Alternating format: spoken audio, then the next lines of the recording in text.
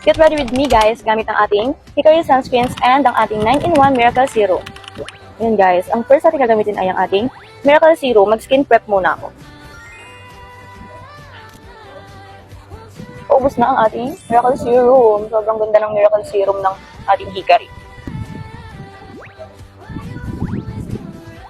Wow.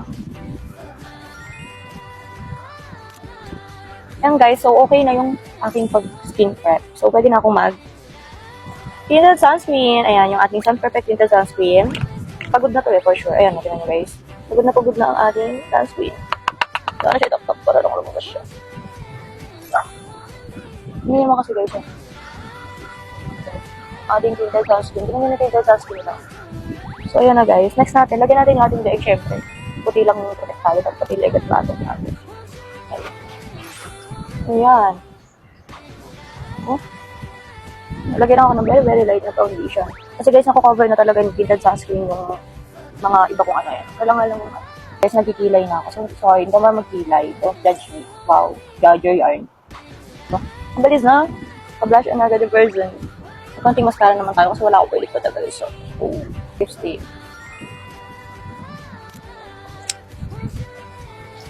Ayun na guys, yung final look. Para wala pa. Mamaya ko pakikita pag naka-hair na. Ayun na, pag naka-hair na. Guys, hindi kompleto pag hindi ko ginagawang lotion tong Ultra Fresh. Ito yung sa mukha tinted, tapos ginagawa ko lotion to. Sobrang bilis siya i-blend. Ayan. Kalat nyo lang na gano'n. Oh, di ba? Si Birch? Di Birch? Birch. Langan guys. Yan. Silang pantay. So yun, di pwede sa akin yung isang box lang. Nagawa siya lotion. Diba, Hickory? Antay na tayo, guys. And guys, pagkang balita po, ginagawa ko lotion yung Ultra Fresh Sunscreen dito.